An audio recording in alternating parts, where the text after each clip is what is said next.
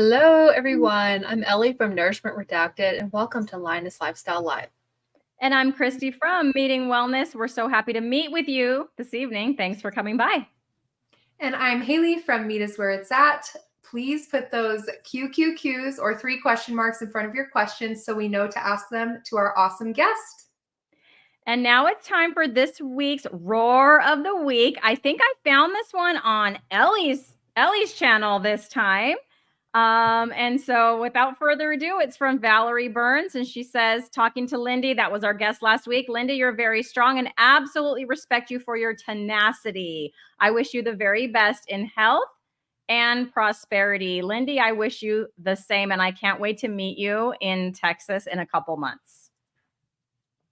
That is so exciting. I know that everyone is going to have a great time when you guys all meet up, but we have a meeting to do right now. So I am so happy to welcome our guest for this evening. Let's bring her on in. Let's see if I remember how to do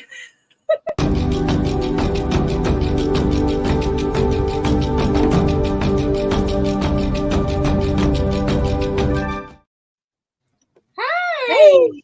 Hey! I have to always be so awkward though. I'm sorry. I'll get better. How are you doing, Jessica? I thought it was cute. I liked it. Okay, cool. It's like, well, hello, Jessica. Welcome to Lioness Lifestyle. We're so happy to have you as our guest. Can you please tell us all about yourself, your health journey, and all the way up to finding the carnivore diet? We'd love to get to know you. Sure. My health journey actually started because of my daughter and gut issues over 10 years ago. And it started with keto and putting her on keto and doing keto myself to prove to her she can do it and that she wasn't alone, and getting rid of sugar and sugar substitutes because she was having reactions to those as well as corn and soy. So that was a struggle for me to get away from the sugar and sugar substitutes, but it was really a struggle trying to explain this to a 5-year-old at the time. And it just progressed from there as we went keto, then to ketovore, as all those fun keto snacks came about, and were just had all kinds of fillers in them. And I was struggling, and I started having issues myself where doctors were telling me that maybe I was perimenopausal or maybe I had a thyroid issue, and they tested my thyroid and said, nope, your TSH levels are fine. You're all good. And I did more and more research and realized that I had quite a few symptoms to do with thyroid issues, and had a full panel done myself. And I was totally against carnivore for the longest time and told myself, I am not doing carnivore unless I have some major issue. Like, there has to be a reason to do this, to not get away from all fruits and vegetables, because I really liked ketovore and having those options. Not that I like the vegetables so much, but the fruits, I really like the fruits. And I decided I was going to try carnivore in July, and I felt better, but I still wasn't feeling the energy that different people talked about being on carnivore. So that made me sit there and think, I might have more issues than I realized. And so I ordered a thyroid test, did it at home, and did full panel, and found out my TSH that the doctors checked was fine, was normal. But my other thyroid levels, the T3, T4, free T3, free T4, TPO, they were either high or low. They weren't in the normal range. So the doctor suggested I do an autoimmune protocol. And I was like, well, I've already switched to carnivore, and I've been carnivore for, at that point, it was about 6 weeks. And she was like, oh, well, in that amount of time, you should see some adjustments. So these are your numbers after being carnivore for 6 weeks. she suggests implementing the autoimmune protocol on top of it, which mainly meant making sure I didn't have any sugar substitutes, which I was using the element electrolytes because I wanted that for flavor for my water because I don't like drink plain water. So I eliminated that. I had to eliminate dairy, which was a hard one. But the hardest one to eliminate for me was eggs and seasonings. Eggs were like my big staple. But I did the Carnivore autoimmune protocol for 3 months, stuck to it, and tested my blood again. So when I got the lab results back for that, all my numbers were in the ideal range. And so I was like, okay, this works no matter what. And so since then, so that was the end of November, I have been trying to implement and add a different food in. That has been interesting. I've been having more reactions to seasonings. I found out any seasoning I try to add, I have some type of reaction or a rash on my arms, dry spots, whatnot. That's been my biggest struggle. So I have been able to reintroduce eggs and haven't had a problem. But I just got those test results again to see. I tested those, and those levels, I had my T3 and free T3 were low compared to what they were after everything was all nice and ideal and normal and wonderful. So now I'm like going back to this short list of things that I've introduced and have not had reactions to, and trying to figure out where we are from here, where to go from here. So I'm not introducing any more foods, but probably going to be making some adjustments to some of the foods I have reintroduced. But I myself am carnivore, and then my daughters that are both teenagers are more ketovore. So lots of meat being cooked in our house between the three of us. So bad for the environment. My goodness. Wow. Not us. Just kidding. I'm kidding. And those cow farts too, right? I know. Well, but we're eliminating the cow farts. That's got to be good for the environment, right? I don't know. Anyway, that's awesome. So you said your daughter was 5 at the time and now teenagers. So how long have you been carnivore now, or ketovore? I guess when did that start? Yeah, so I started keto. It's going to be 11 years ago this summer. It'll be 11 years. Wow. And so it's carnivore. I didn't go to carnivore. I did beef, butter, bacon, eggs last spring. My daughters and I all did beef, butter, bacon, eggs for 6 weeks. And they had better results than I did. That was another cue that maybe I had some improvements and some things that needed to happen that I didn't realize. I had more inflammation than I realized. So that was another cue when they lost way more weight than I did. They both lost twice as much weight as I did. I'm like, you guys don't have nearly as much weight to lose as I do. And their faces completely cleared up, no acne. And I'm like, oh, I wish I would have been able to do that in high school and completely clear face that quickly. Yeah. So can you elaborate a little bit on the carnivore autoimmune protocol? Is that lion diet, or what exactly does that include? So it's not just, it's mainly meats, but I couldn't have packaged like lunch meats because there's added sugars and stuff in those. So I had to be very careful. All my meat was cooked myself.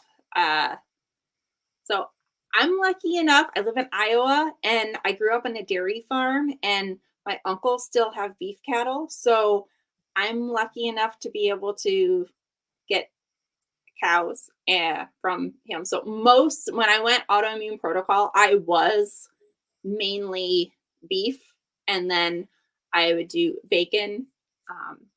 But other than that, like if I do pork sausage, I can't have any seasonings in it, just plain pork sausage. So I had to be careful as far as that goes. Mainly your big chunks of meat, you're fine with. It's that prepackaged or sliced meat is going to have the extra additives and sugars that I could not have and I had to avoid. Okay, so you're taking out like all the artificial sweeteners for sure. You're taking out eggs, you said, and you're taking out seasonings, but you're not necessarily taking out like chicken and pork. Right. But if it's processed, you take it out. Like if it's lunch meat type, right, you take it out. Okay.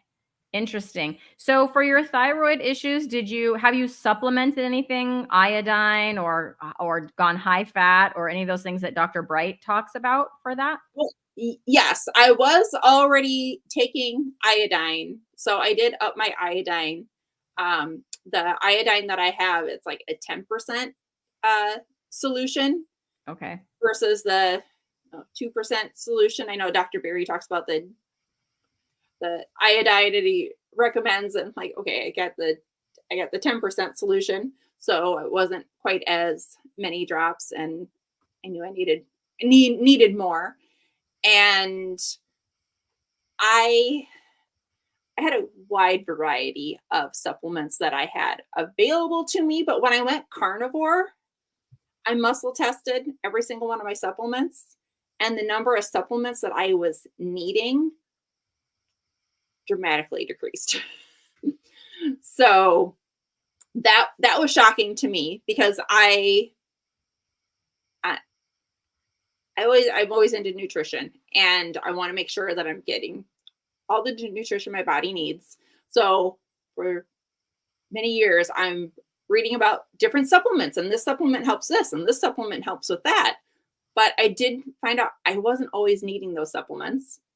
And so I started muscle testing. I don't know how long ago. I would muscle test my supplements in the morning and usually in the evening as well. So with muscle testing, I was just relaxing, putting the supplement up to my chest, closing my eyes. And if I would lean forward, that meant my body needed it. If I was end up leaning backwards, my body would say, no, I don't need it.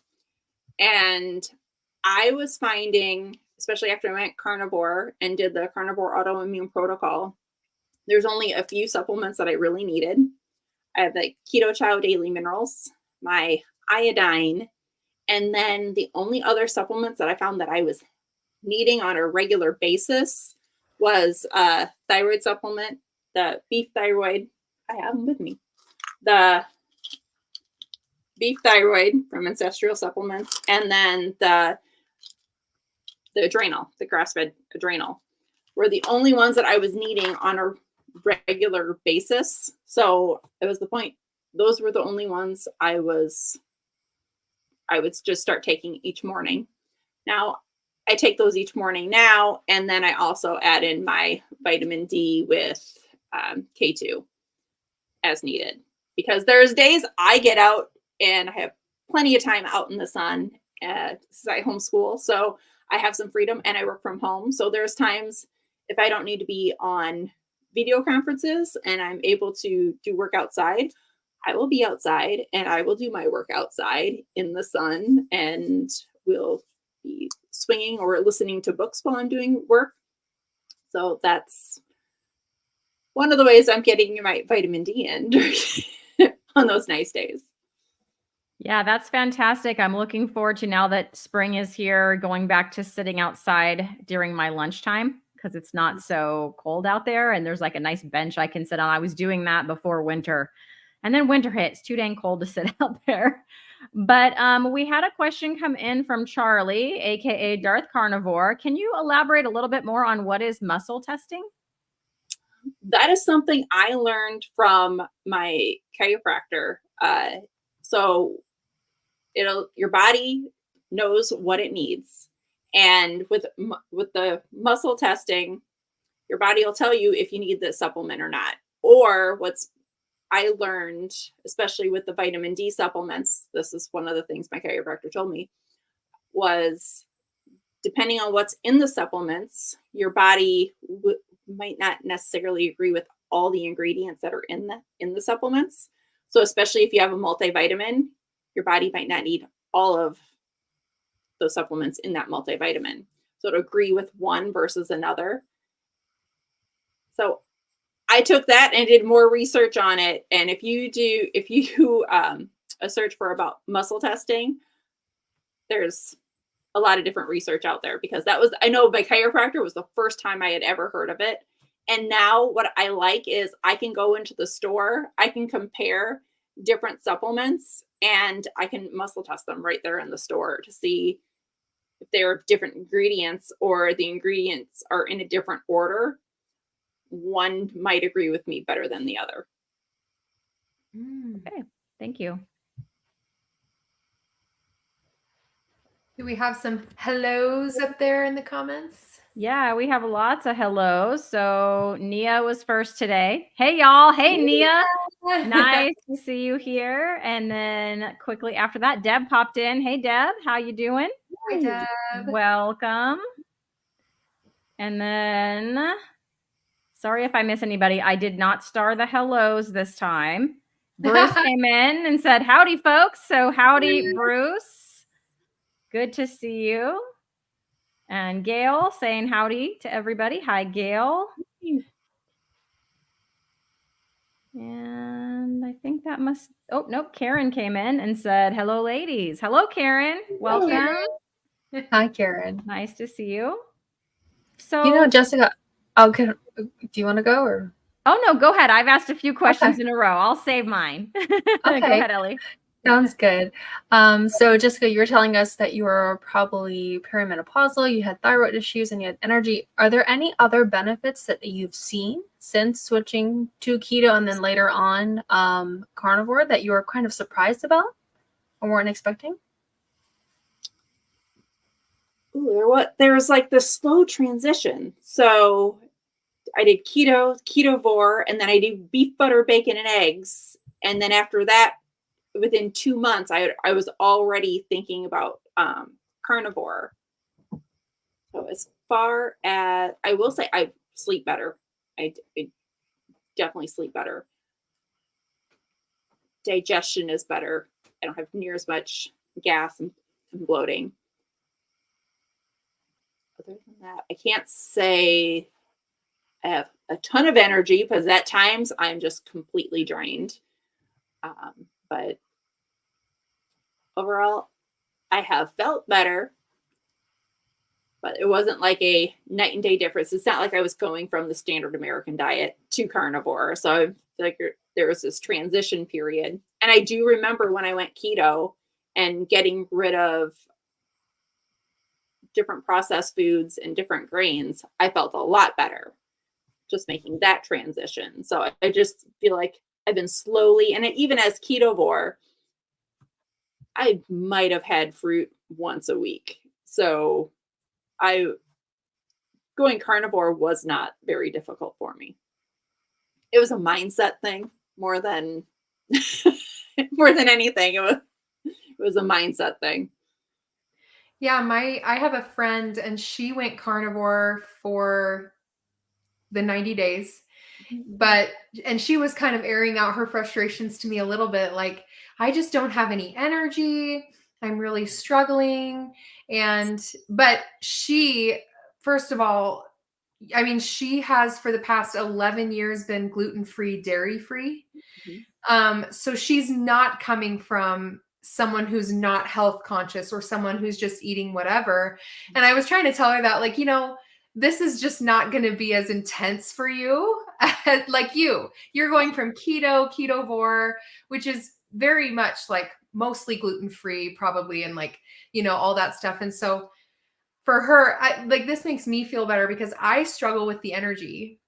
And it's like, okay, maybe I need to do like a little bit of that, like, find someone who's willing to talk to me about supplementation and like what that looks like for me. And because when I first started this, it felt like, oh, carnivore is just a cure-all and it's all going to be just from the food. And in reality, if you're eating the highest quality meat, maybe that's possible, but we don't have necessarily access all the time to the highest quality foods and the highest quality meat and the non-prepackaged things. And so it's like, maybe I need to just like bite the bullet and give it a go. So that makes me feel a lot better. Well, I did have 1 week that I'm like, I wasn't sure if I was really needing all the supplements. So I didn't take any supplements, but my energy was dragging that whole week. So I brought the supplements back in. I'm like, oh yeah, I feel good. I'm not feeling like drained in the afternoon or feeling like I need to sit and rest. So as far as that goes, I don't feel like you need to sit and rest throughout the day. But I'm also not bursting with energy. But that's also takes time on that transition to carnivore. When you make that transition and you do feel like you have more energy, well, then that's the time to do more workouts, is what I hear more and more often. Ooh, okay. Yeah, I'm slacking in that department. So we have a question here from, I don't know how to pronounce this, Sela or Scylla E. She says she's pregnant. Can I start carnivore? Doctors have said no. I did before, felt great, then stopped during the holidays. Disclaimer, we are not your doctor, but I have heard, like, go look up the doctors like Dr. Barry and Dr. Chafee and get their opinion from their channel. They have, Nisha is Dr. Barry's wife, and she has had pregnancies with, I think, at least ketovore, environment for her. And so I think that you should find that opinion from those doctors, but they do tend to lean towards, yes, this is the proper human diet. The baby in your belly is a little human. And so there shouldn't be anything, necessarily wrong with that. Here's the disclaimer again. I'm not a doctor or a nutritionist, but I know a lot of people in the groups will say that they do it. And also that it's not abnormal to struggle to stay carnivore when you're pregnant, because it's just a totally different ball game. So give yourself grace.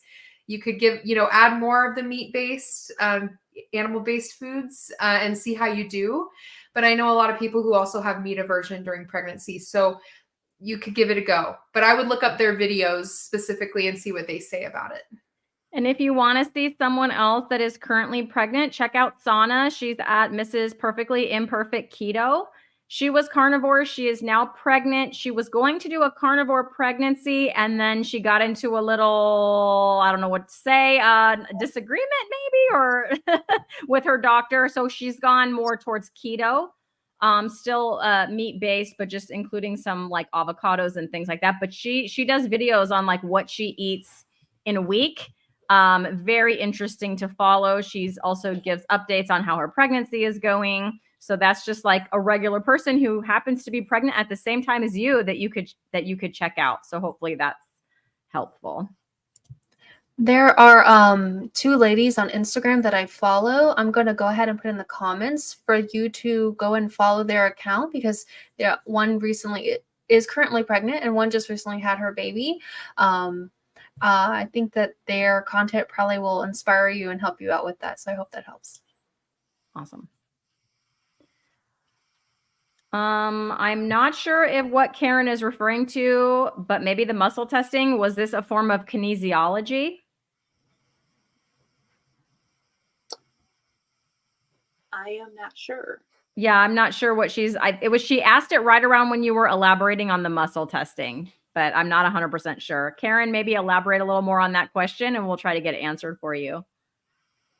Nia would like to know, what home test did you use to test your thyroid? Also, could you comment on any changes in energy?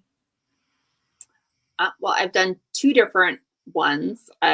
One through Paloma, and then the other through Let's Get Tested, because one was able to, the Paloma was not able to do the antibodies test to test for Hashimoto's, because after I had my consultation with the doctor, she highly suggested after seeing my levels that I get tested for Hashimoto's, and they didn't do that test. So she referred me to another company.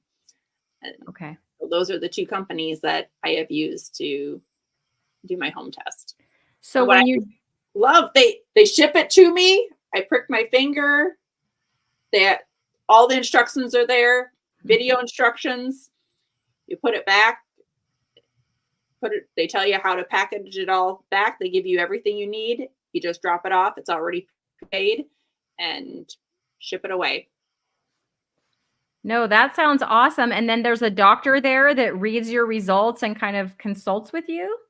Yep. Wow. And if you need any kind of like medication, are they able to do that as well? Or do they just, wow. Yep.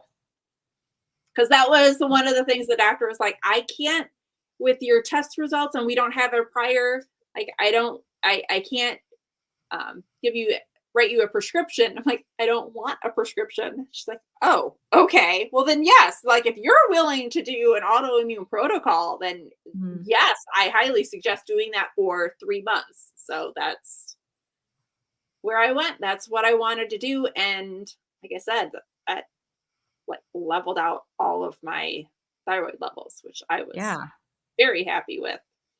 I was happy with those results, but it was really hard just staying on the autoimmune protocol through the holidays, through Thanksgiving.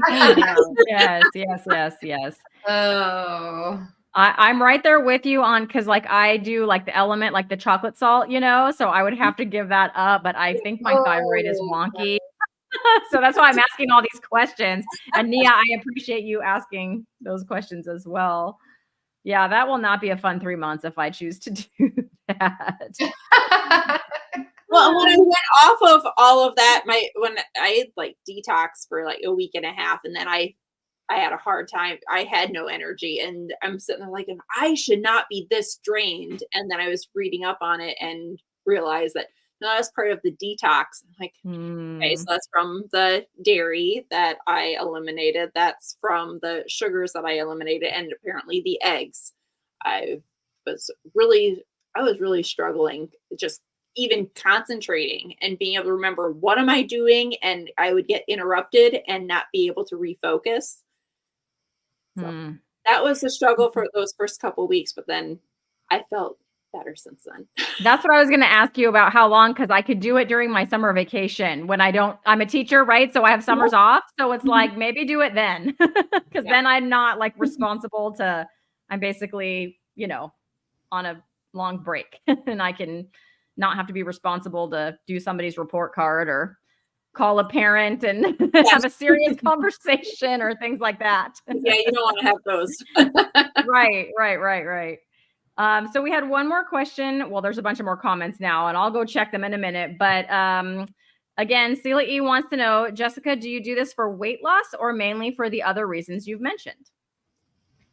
I've mainly been doing it for the thyroid issues. Weight loss is on that list, but knowing with hypothyroidism, that's going to take some time, and just getting my thyroid back in check and seeing what I can and cannot eat in order to help support it is my main focus. Because if I get that under control, I feel I should be able to get the weight loss under control too.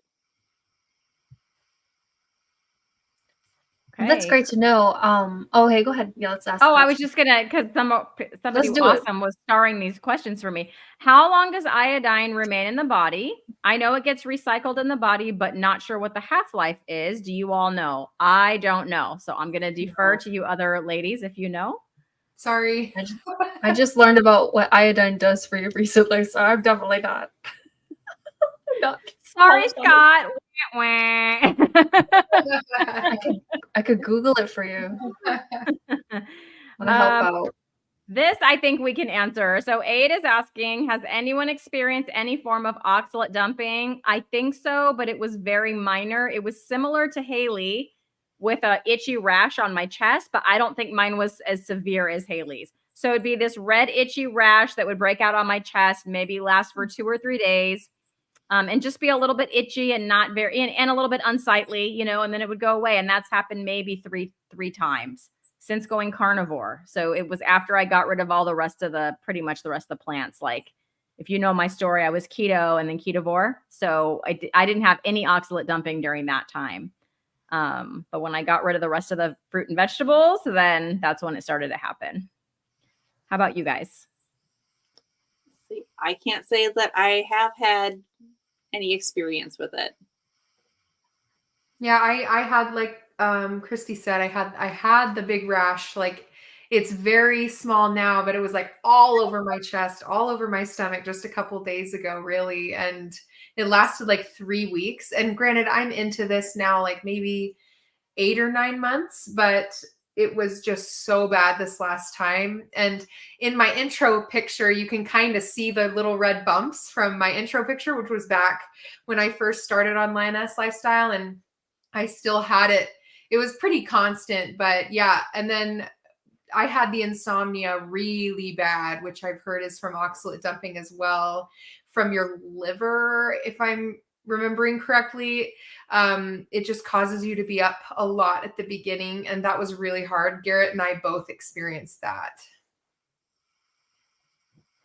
Yeah, a great way to detox your liver is to put castor oil in it. Because I'm the castor oil grandma, and I recommend castor oil for everything now. Welcome to my TED Talk. Oh my gosh. You know, Jessica, I remember I had you on Mother Knows Best, and we talked about your amazing kids doing keto for so long. But I do know that you have had a lot of support in your family outside of your kids who've been doing keto or carnivore. Do you want to share any of those successes too? Yeah, it's really great when you have family that is into health and nutrition and willing to try just about anything. But I grew up on a dairy farm, so we had cows and milk cows. And growing up, I'm looking at what I eat now is a lot closer to what I ate when I was growing up. So I was pretty much low carb for the most part all growing up. So when I approached my parents and my relatives talking about going keto, ketovore, carnivore, it's like, it's so much like what it was like when we were growing up. Same foods that we ate growing up, not hungry all the time. Because when growing up, we'd roll out of bed, go out, do chores, clean up, come in, do some work, and then we'd sit down for lunch. Like, we didn't have a breakfast. We had lunch, and then we go out for the afternoon and then come in the evening for supper. And so I feel like I'm like going full cycle. Like, I did not do many years of the standard American diet, mainly probably was in college for the most part. Other than that, I've most likely been pretty low carb all the way through. So it was a lot easier transitioning my family to keto, ketovore, carnivore. And even my uncle was able to get off of his diabetes. He was at the point he was taking insulin shots. And at about 6 weeks in, I was like, will you please try this? And so got him on keto and intermittent fasting. And within 30, I can't remember, it was 38 or 42 days that time, he was off of his insulin shots. Wow. He was like, I was just getting to the point where I was used to giving myself insulin, and I was able to get off of it. And then he ended up with COVID, back on, but then he's also working his way off. He is now, his A1C is now down to pre-diabetic instead of diabetic. So just not having to go through all of that, not having to be on all of those medications has been a night and day difference. So when we get together for family events, it's really great because most of the meals are meat-based or sugar-free. So that's been a huge change and a huge difference, having that support and having different relatives that are on YouTube watching different videos. Like, did you see this? Did you see this one? Yes, I saw that one. Or I heard this. And like, you must have watched the same video I did. Oh my gosh, that's so nice that you have that kind of support.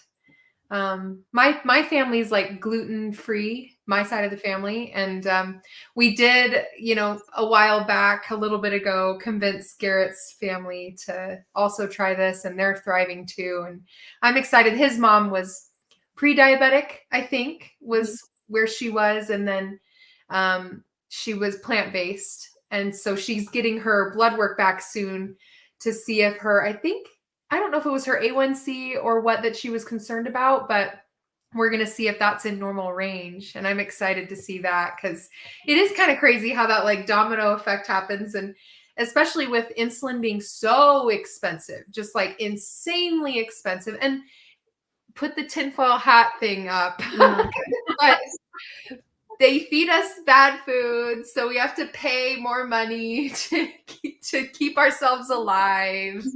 Blah, blah, blah. So I just think it's so great when you get somebody off of that conveyor belt and they can stand on their own 2 feet. And it's just such a beautiful thing. That's awesome. Well, what's been great is every time he's gone off or fell off or listened to the doctor and results get worse, like, okay, let's switch it. And it's usually he's deciding, okay, I am going to go on this. I'm going to do keto. I'm going to do intermittent fasting, or I'm going to do lion diet, whatever he chooses. It's within 30 to 40 days. He's having this follow-up appointment and his results are better. And the doctor's like, oh, so this has been working. And he's like, no, I'm not listening to you. I actually did carnivore. I actually did lion diet. And so his doctor's hearing about it and he's like, nope, I haven't been doing what your plan was because I wasn't feeling better. And now I'm feeling better and I've lost weight and I have more energy. And so his results have been really fantastic. But he struggles staying on it, but he sees the results. You see the results easier and can tell it's so much easier than I can. Yeah. But you can stay on. So if you don't mind, can you share with us, I'm curious about this because my youngest son is 15 and he recently started eating, I would say, ketovore. And you said your 2 daughters are eating ketovore. So like, how old are they and what kind of things do they include? My son eats a lot of meat, but then I also do like the chicken crust pizza and things like that he's still going to enjoy because his standard American diet was very like pizza and chicken nuggets. So I just make them carnivore for him or ketovore for him. And he enjoys that, but he also loves picanha. He also loves chuck roast, so he'll eat those things too. So my girls, they are 14 and 15, going to be turning 15 and 16 very shortly here. And our thing is we don't sit and eat family meals. We cook together. So They are learning to cook with me. I have one, she absolutely loves making bacon on the grill. So she is our bacon person. And so for our meals, they help make them, which is so great. That's our bonding time. And we'll make egg bites and we'll do eggs and they'll do pizza sauces or spaghetti sauces and things like that in order to add flavor. And they'll do ham, lots of different types of egg bites, egg casseroles. Yeah, a lot of things in the crock pot and grill. They help with all of it. They've been helping with cooking since they were like 2, 3 when we were talking about math and counting how many cups and fractions. And, it's a homeschool. I try to make everything a learning experience. And cooking is just a large science experiment and lots of math problems going on. So we have our time where we enjoy doing that, but we mainly cook as a family and then eat whenever we're hungry. And so my kids' friends are actually pretty jealous at different times. They're like, you guys have bacon? Like you had steaks, you made this, like your mom makes that much. And I cook in batches as well. So we only have 1 or 2 days a week that we're cooking things up, usually for the whole week, unless they decide they want to make something. But yeah, they have mainly been a lot of things that they like to make. It's with eggs. They're on this egg kick right now with egg bites. We've also done chaffles in the past. They'll get on their little kicks like I do too. And during the summer, they absolutely love making burgers and pattying our own burgers and putting whatever spices or seasonings that they want and add in and make their own. So they have fun and they experiment that way. Okay. Yeah, I've gotten my son involved. You know, he can do his own, he can cook his own eggs now. The other day, because we cook up like a pound of sausage ahead of time, and then he just uses it like a little with his eggs each morning, or he'll put it on in his little carnivore pizza pockets that he makes. So he can make those pizza pockets. He just helped me make, I made him a chicken crust pizza the other day. He helped me do that. So yeah, he's learning a lot of cooking, and it's kind of fun every time I make something new. You know, he either asks me, you know, can you show me how to do that? Or I'll say, hey, you want to learn how to do this? And he's always like, yep. And he was never interested in that before. So that's it. Cool. My girls they're usually looking for recipes. Like, can we try this? Can we try this? Like egg white bread was another one. They're like, ooh, like, do we have all these ingredients? Is there something? Can we try these? And so we got the ingredients we needed and made it. And that was a great treat having that. If you want to know a good recipe, I've been experimenting with it. I'm sure you're all familiar with Courtney Luna. She makes cooking content, your carnivore content on Instagram and on YouTube. And she just recently came out with, I guess I would say fairly recently, came out with a carnivore bread. And it uses eggs, cottage cheese, pork panko, and melted butter. And that's it. It's 12 eggs. It's a lot. And I've made the loaf twice now. And it's like the perfect substitute for French toast. If you miss French toast, so you make the loaf, right? And then I sliced it up after it cooled and I put it in my fridge. And I had it out of, you know, like fresh out of the oven. I was like, oh, this is good. But then I had it the next day and I pan fried it in butter and I put honey for my daughter. But then, you know, I just put like butter on mine. I was like, this is like the perfect substitute. So you should totally check out that recipe. I've seen that recipe. Like eggs. I've been wanting to try that recipe, Ellie, and I just haven't tried it yet. But yes, I've seen that. It looks delicious. It's so easy because you just like literally put everything in a blender or everything in a mixer. You don't have to whip egg whites, which I hate doing. Right. And all that stuff. It's just like dump and go. That's my kind of cooking right there.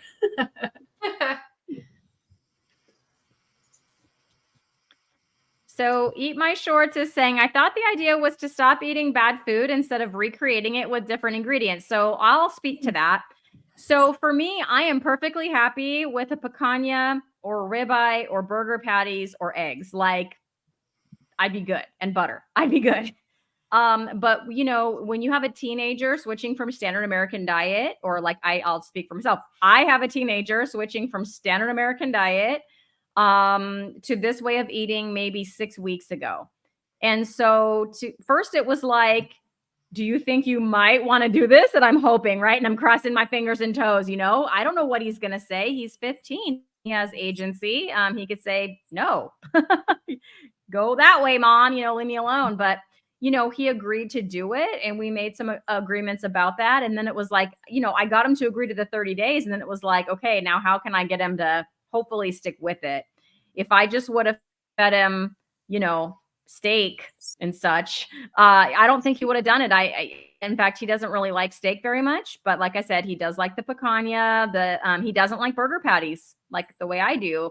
So we work our way around it. Every breakfast is like eggs with a little bit of sausage and butter. That's pretty much every day. At dinner, you know, like I said, about half the time it's some kind of meat, like it's the chuck roast or the picanha. And the other half of the time it's going to be it's one of those foods that we kind of, you know, recreate or come up with a substitute, you know, that he enjoys. And I think that keeps him, you know, happy. Like he's not missing out on anything, like he's not, you know, too different from his friends and things like that. So that's my take on that. I don't know if anyone else wants to chime in. Yeah, I would like to. I think a lot of us come to the carnivore diet because we've been sick. And because whether it's physical or mental illness or, yeah, I think in general, we come from a place of being sick, and we are wired to miss things from the past. I think a lot of us hold memories with food, or like I used to do, I used to have a lot of emotional eating. And so I think that sometimes we just want to break up the monotony and experience it without hurting our bodies or hurting our minds. And coming from the perspective of having very young children, I know Jessica and Cristie have older children, and Hayley also has younger children. Sometimes we want to give them the option of feeling like they have more of a variety and more creativity in the kitchen, because I think cooking is a lot of fun, and it's something that I think a lot of kids grow up remembering their mom and dad doing with them. You know, like Jessica is having her kids cook with them since a young age. It's a really important skill. And so I think it's good for the soul to try different things and to have fun with it. But if you're more of a minimalist and you feel like you feel very fulfilled with eating just basic carnivore foods like I am most of the time, but when you find that one recipe that just like kind of like hits that spot, and it doesn't make you want to binge, it doesn't make you want to like go off the rails, it feels really good, you know? So I think that I know like people like go, oh, well, why don't you just eat the real thing if you're gonna, you know, why recreate a fake food? And I kind of I understand that, but I think every once in a while, as long as it doesn't hurt you and you're still on track, I think it's really fun. So you should try it. Why not?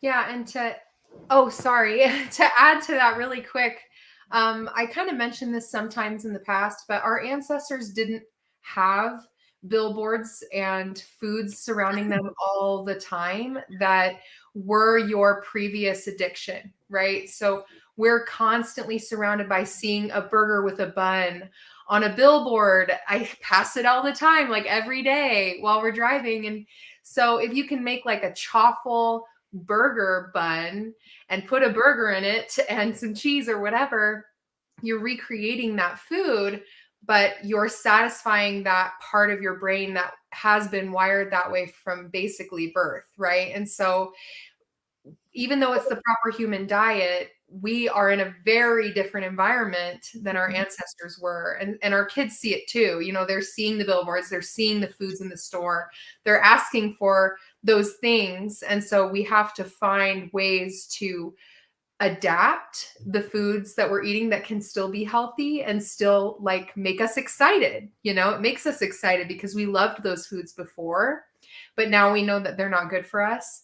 So just to add to Ellie's, you know, comments, I think especially with and teenagers too, you know, especially if you weren't carnivore until recently, you're going to experience that too as a teenager. And so I just think it's kind of important to have those substitutes and maybe have something that's a little bit like French toast texture or whatever.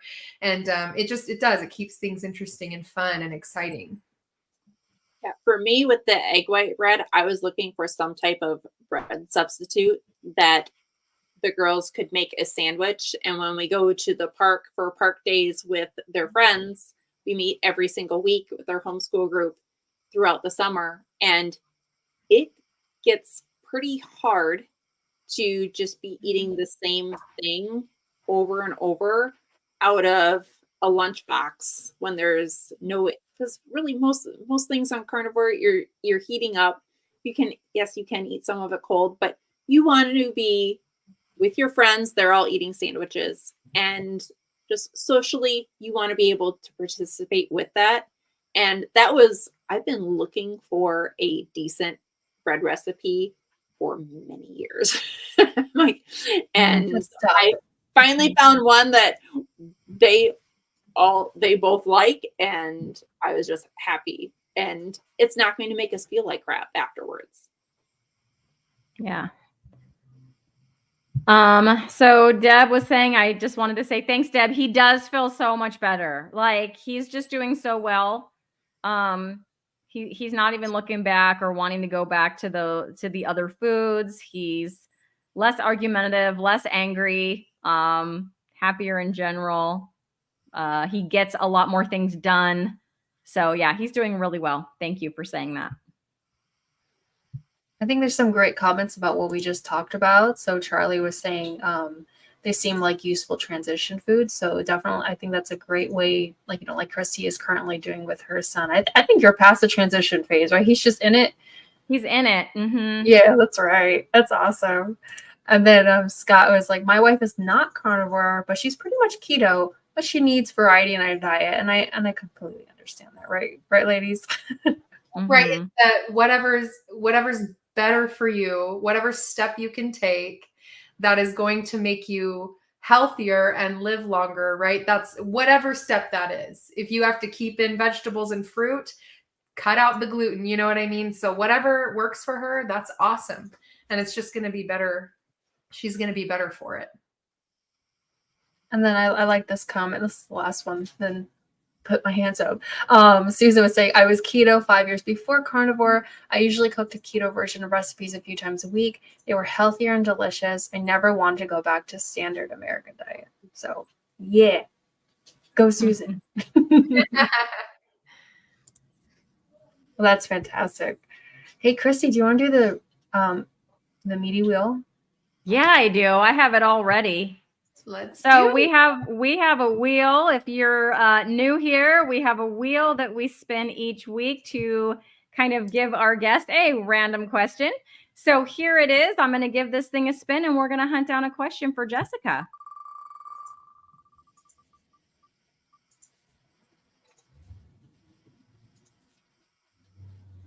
Oh, you sort of already answered this one. Can you just reiterate for us if anyone in your family, who else in your family eats a meat-based diet with you? My daughters both eat Yes. meat-based diet with me. And I would say my parents also eat meat-based. That's what I love, both of them. And it's been great. So I have family and relatives I can visit, and they usually have something that I can eat too. And wonderful. Yeah, When that's great. they're all having the same clean seasonings and Wow. like all the safe stuff. Yes, I find something. Can I come over? Yeah. Can I come over for dinner? Like go to family's house. It's like, well, this is meat, but it's covered in seasoning. Let's go. Let's do it. We're gonna bear it. Well, I find something that I like, and I'm like, ooh, you should try this. I'm like, the smoked salt, the red pin smoked salt. So Oh, like, yeah, I love that. You guys should try these. These are really awesome. Yeah. That's awesome. Yeah, I'm right there with you. My mom is like meat-based keto, and I need to stop sharing. My mom is meat-based keto, and that was it was so nice for the holidays this last year, because I started keto last February, then my mom started in April. So by the time the holidays came around, I was carnivore. She's still keto, but yeah, you go over there and it's like there's a ton of stuff you can eat. I think we had turkey, we had eyebrow picanha, and she also had made like a pork shoulder in the crock pot. So there was like 3 meats. I was good to go. It was pretty awesome. And I think it's great too, like for you ladies who have family who do this, because it's like you're eating foods and then you're not like super stuffed. Like usually on holidays, you feel lethargic and full. It's like, oh, I'm going to go crash and take a nap. I don't think that happens for us, really. Right? Mm-hmm. Yeah. No, I just felt, because it was basically like a normal meal, just with more. I had 3 meats instead of 1. Yeah. So yeah. So Seal E wants to know about exercise. What's your take? 1 a.m. Wow. Well, hello, London at 1 a.m. Good morning. Good morning. It's tomorrow. I do exercise. Every other day I sprint. So I did 6 sprints this morning, and I have like a random timer. I set it to go off anywhere from 10 to 20 seconds. And I just hit the start button and take off. First slowly, but I work my way up to like as fast as I can. And I'll do that anywhere between 6 to 8 times. Today I did 6. And then today was leg day. So I do some weights, just like on leg day, it's just like some squats, some lunges, and some deadlifts. And then tomorrow I won't sprint because I sprint every other day, but I'll do like upper body with the weights. So, and then some push-ups. And then I'll take a day off. I'll have like a rest day from the weights. And then I just kind of rotate through that. But I was watching, did any of you guys watch Limitless Lindy's live? I think it was yesterday, talking about her rebounder. I kind of want a rebounder now. I have one. Yeah. Okay. You want to talk about that? That's awesome. I love it. I have it in my living room. So if I'm on a phone call, I'm usually on my rebounder. So depending on what I'm doing, I have it pretty much right in the walkway. So I walk into the living room, it's right there. And so usually if I walk into the living room, I'm jumping on that while I'm watching YouTube videos, while I'm talking to the girls, and I'm on the phone. Like I said, I'm on my rebounder. I absolutely love it. It is the only piece of exercise equipment that I have worn out and kept upgrading. So over the last 5 years, I've been using a rebounder on almost a daily basis, and it's been amazing. I absolutely love it. So that is my main exercise, like walking and using my rebounder. It's fantastic. So Ellie, has your husband started walking you yet? I watched your video where you said, "Will you walk your wife, please?" Do you have a leash and stuff? Sorry about that. That was hilarious. Yeah. Hilarious. Thank you. Yeah, I definitely need to be walked because I don't take myself out. You start acting out, Ellie, if you don't. Do you dig holes and cry when you're not going for a... Yeah, I start complaining about everything and giving him a really long honey to-do list, and I start ripping all of the pillows to shreds. Yeah. Absolutely. So not yet, but today was kind of like a weird weather day. But I asked my friend, actually, the father of the little boy I watch, and he gave me a nice little tip for someone who has bad knees. Probably everyone already knows this, but it's basically like a squat, but you sit in a chair. But you're very your core is very tight, and you kind of dig your feet into the ground while you're doing it. And if anyone doesn't know, I dislocated my knee for this. This is a second repeat injury since being a teenager. So it was really bad. I probably needed surgery. I think Carnivore saved me with that. I'm good right now. But it's still a little weak. So working out is kind of so I need to be walked by my husband, and I'm going to try and do those squats, and also have toddlers, always. Who needs what? You need diaper change. You need to throw it here. Okay. You know how it is. That's my long answer. I just love Bruce's comment right now. Don't even want to know if Alicia's involved. Where is that? You're so naughty, Bruce. Shame.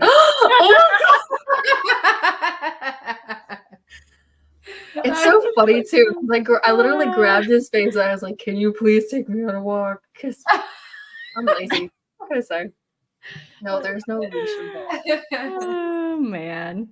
How about you, Hayley? You're getting ready to move, so I think packing and lifting boxes is your exercise right now. That's what I think. You guys, I'm so weak. I was just complaining to my older brother. He's like 2 years older than me, but I was just like, okay, but I've had 3 kids, so I know I'm automatically in worse shape because I was standard American during all those pregnancies, and it was just bad news. But I had to go up and down the stairs twice in a row, which I never do, you guys, ever. And I was so winded. And I literally thought to myself, I need to start sprinting because this is embarrassing. Because it just reminds me, because Cristie sprints. And I was like, okay, I need to start doing that. And I keep seeing people doing it. And I know it would be so good for me, but I am just so out of shape. This winter has completely destroyed all of my muscles, I feel like. But we are moving on Friday. And this room is a disaster and there's boxes everywhere. But after that, everything will be back to normal, and maybe I'll be a little stronger after that. But we'll see. Oh my goodness. Oh, That's awesome. should we hype the channel? Yeah, let's do it. Woo. One moment. Caught Ellie off guard. I'm always off guard. So our lovely guest today has been Jessica. You've gotten to know her and her journey with keto all the way to carnivore, and her lovely kids, who not only does she work from home, she also homeschools them, and they're like ketovore. They're pretty cool. So just wanted to throw that out there. Good job, Jessica. So she always updates every week about her carnivore updates. So if you want a reliable, relatable approach to carnivore, you should come check out Mentor Jessica. Subscribe. Do it now. Yes. That's it. I love it. Okay, guys. Yeah. Are we ready to roar? Ooh, put those roars in the comments. As usual, no barking or growling. You could like, well, I guess lions growl, but make it feline. Okay. Oh, there's Ellie's. Follow Ellie's example. Okay. Are you guys ready? 3, 2, 1. Yeah. Oh, I liked that one. That was a mew. That was a mew. Yes. Let's see. Ooh, I like this. Oh my gosh, you guys are doing too quick. Oh, Susan Ease is good. Oh yeah, BK, get it out there. Roar. Yes, thank you, Susan. Bruce is always good for a roar. Oh, good. All right, Following Scott. Yep. Roar. Thank you, Deb. All right, Deb. Awesome. And Gosh, and be Roria. Yes, leftover corned beef. I love it. Thanks, Bruce. I appreciate that. That was a cute one. That was like a combination meow roar, Susan. I love that. Yes. Where's Thank the you, banner? Bruce. Picanha. That's my favorite. Ellie's got it. Not a roar, though. Not a roar. Well, Eric's not here to say roar, picanha, roar. He Not will sure. put it in the chat. I know later he will put it in the comments when I first said picanha. He's faithful to do that every time. Good man. Good man. Awesome, you guys. Thank you. Thanks for participating and joining us on this live video with Jessica. Please go subscribe to her channel over there. Nice point. That was good. That was good. Right. Thanks for having me, you guys. It's been great. I enjoy this. Absolutely. We will see you guys next Tuesday with another awesome guest. Until then, bye. Bye. Love you.